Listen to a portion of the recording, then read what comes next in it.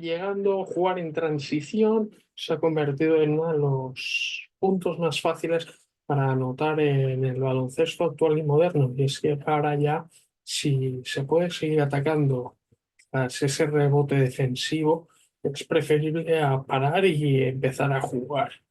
Hoy nos visita el entrenador del Elche, que está en tercera FEP, para hablar de este sistema de juego que cada día lo podemos ver en más pabellones.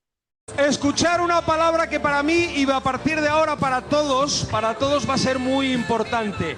¡Baloncesto! Pues para hablarnos de ese juego más dinámico, de ese juego nada más recibimos en rebote defensivo, ha venido a visitarnos el entrenador del equipo de tercera FEP, que ya no es Seba, Arturo Agulló del CBI Elche. Bienvenido. ¿Qué tal? Muchas gracias y encantado de estar aquí y compartir un poco de baloncesto. Nada, ya estamos finales de septiembre, a punto de empezar temporada y demás.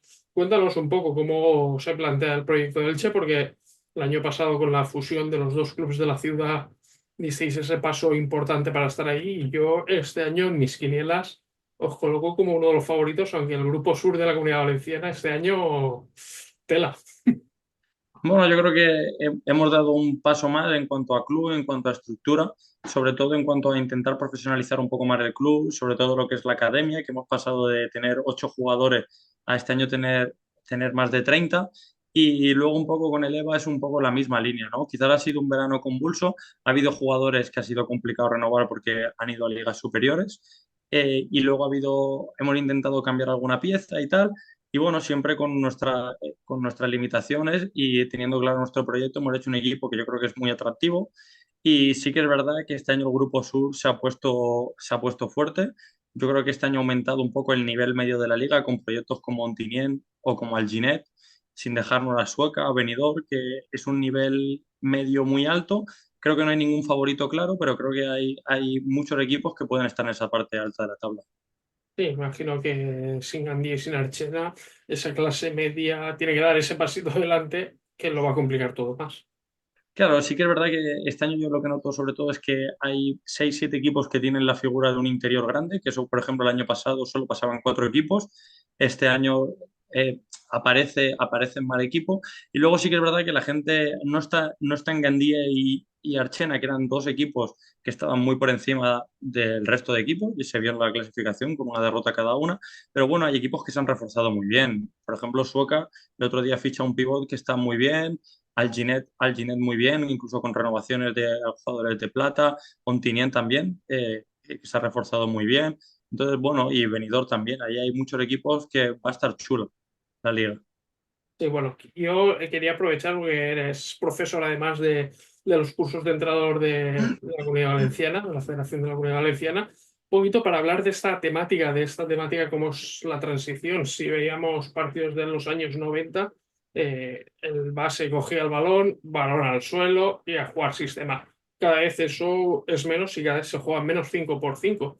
No sé a qué ves tú ese cambio de dinámica, el dinamismo del juego, a que se ha reducido 24 segundos la posesión, un poco de todo. Bueno, yo lo que creo es que un factor que ha influido es el ritmo. El ritmo de juego ahora mismo es mucho más alto que se podía jugar en el baloncesto hace 10 o hace 20 años. Los equipos tienden a ir a más número de posesiones porque también eso está demostrado que si tú quieres aumentar tu eficiencia ofensiva, cuanto mayor número de posesiones vayas, más va en una correlación, más vas a aumentar tu eficiencia ofensiva. Entonces yo creo que cada vez los equipos están tendiendo un poco en ligas profesionales, semiprofesionales, a evitar situaciones de 5 por 5 estáticas, a no ser que vengan tras canasta, incluso muchos equipos después de canasta también intentan salir rápido, pero sobre todo al llegar jugando a la transición, a intentar empezar rápido o llegar rápido a campo ofensivo. Yo personalmente, y hay 4 figuras de esta transición que a mí me gusta, pero a mí me gusta incluso enlazarlas. O sea, soy muy baloncesto por moléculas, que diría, ay, no me sale el nombre, pero ese Javi baloncesto molecular. Torralba, ¿no? ¿Qué?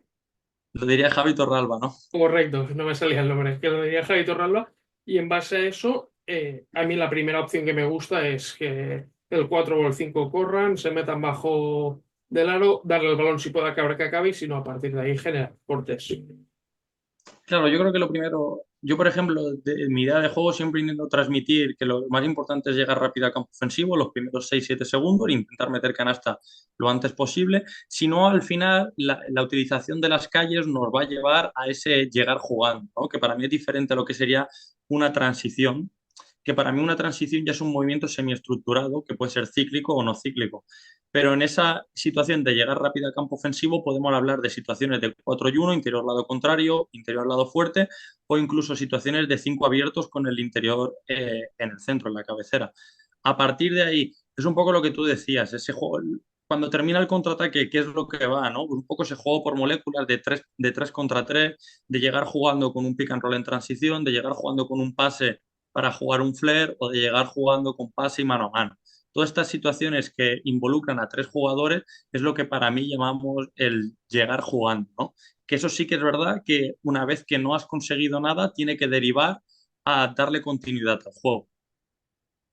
Sí, y la segunda opción para mí es si ese pivot, en ese caso, no llega antes que el balón y va a la altura del balón, jugar a partir de ahí un 2x2 con ese early pick and roll, más bien Claro, lateral, para sacar esa ventaja, sobre todo en claro, yo esa. por ejemplo es algo que utilizo mucho. Si el interior llega al primero, intentamos dejar esquina vaciada para intentar meter balón dentro o invertir. Si el interior llega al último, lo esperamos para jugar ese pick and roll en transición con el base.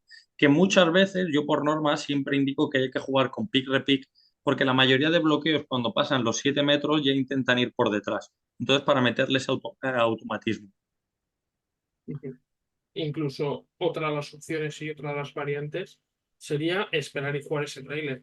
No directamente Claro. con ese early pick and roll, pero sí con un pase en cabecera al interior para o bien que juegue el high-low o bien que invierte y a partir de ahí sí. Pero yo me acuerdo, yo eso por ejemplo insisto mucho en el tráiler, yo me acuerdo que una vez lo escuché de Pedro Martínez, que un equipo va a correr lo que corra tu grande. Entonces es muy importante que el grande corra y que sea el primero en llegar a la pista. Entonces, para mí el grande lo primero que tiene que hacer nada más llegar a campo delantero es girarse e intentar recibir, porque en esa situación de Dakin, cuando ha sellado, normalmente tiene ventaja. Si el interior llega al último, enlazamos con el pick and roll en transición. Y luego lo que decíamos, ¿no? Que qué pasa cuando vaya jugando. Yo juego ese pick and roll en transición con la esquina vacía donde no hay nada. Por la situación en la que hemos llegado con los carriles, el 4 es el jugador más cercano al 1 con balón. Entonces, si no hay nada, damos pase a 4 y podemos jugar lo que le llamamos la transición lituania, que es un movimiento cíclico, que tiene principio pero no tiene fin. Entonces, ahí podemos enlazar un poco ese llegar jugando con una transición un poco más establecida con un movimiento cíclico. Sí, una lituana o bien con inversión. A mí personalmente, también últimamente, he estado llevando 2 años, me gustaba meterla, o sea, ese pase al interior y jugarlo con mano a mano y a partir de ahí jugar. También. Sí, porque al final el mano a mano para mí te aporta un poco más de dinamismo con estas acciones. Sí que es verdad que Lituania es uno de los movimientos, cuando hablamos de movimiento en transición, creo que es uno de los que nos da más dinamismo, más continuidad en el juego y luego también la riqueza que tiene. Porque tú puedes derivar de jugar Lituania a jugar una salida en diamante o meterle un concepto de jugar la Lituania también muchas veces deriva en jugar pick and roll lateral para luego volver al el base va a posición central y jugar ese pick and roll lateral más pick and roll central con la posición del selfies en el centro. Entonces nos da ahí un poco de riqueza en función del tipo de jugador que tengamos. Y ya para mí la última, y a mí es la que más me gusta, y esta a mí me gusta personalmente cuando me mete en canasta y sigue jugando esa transición, con una transición argentina, ese doble bloqueo a la vez que estás metiendo el bloqueo del 4, el bloqueo del pequeño para la salida del 5, intentar meter el balón interior y darle esa continuidad con un choice de salida de ese tirador que acaba de bloquear. Para Claro, mí estás generando una barbaridad de ventajas, o sea, sacando 2, 3, incluso hasta 4 ventajas de una situación muy, muy puntual. la Argentina, la transición argentina es una situación muy rica, sobre todo porque primero tienes la situación del cross screen y luego la salida de indirecto, pero para mí, por ejemplo, este año he intentado jugar mucho Argentina, para mí hay dos detalles que son clave. El primero es en el cross screen, el primer foco tiene que ser en meter balón dentro, pues qué es lo que pasa o el spacing que tengo cuando intento meter balón dentro. Para mí sí que es verdad que si el interior recibe en ese cross screen Argentina fuera de la zona, El 4, después de la salida en directo, tiene que ocupar el short corner para facilitar el 1 contra 1. Si el interior recibe dentro de la zona, los 2 pies dentro de la zona, dejamos espacio para que levante ese tiro porque está cerca del aro. Y luego la otra cuestión que nos lleva en Argentina es ese exit screen, que como muchas veces, depende para quién queramos jugar, pero como muchas veces es con 4, nos recortan que habrá que jugar con un cambio de ángulo o muchas veces no juegan con un cambio automático. Entonces ahí entramos un poco también en esta lectura del mismatch para seguir jugando. Que al final, yo siempre lo digo, para mí el sistema está muy bien, pero lo más importante es la lectura de los medios tácticos colectivos o el contra-scouting.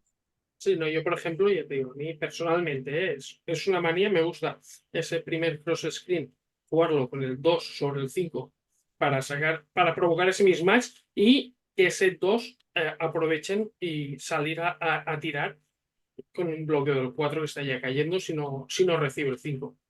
Sí, Son, es son una, gustos, son gustos, pero Claro, no, no, es una transición que te viene bien cuando tienes un foco en el balón interior, que igual no puede ser el 5. Hay veces que puede jugar Argentina para jugarlo para el 3. Y luego tienes otra situación de jugar con una salida de tirador. Yo este año, por ejemplo, jugaba muchas veces con ese doble foco de jugar un cross screen o un down screen por el fondo para meter balón dentro y el que bloquea es bloqueado para jugar una doble salida en directo. Porque al final, si tú haces un bump en el cross screen, que es lo más habitual, de llevar hacia medio y hacer un bump, al segundo indirecto ya llegas tarde, entonces te obliga a cambiar, entonces ya has generado una ventaja.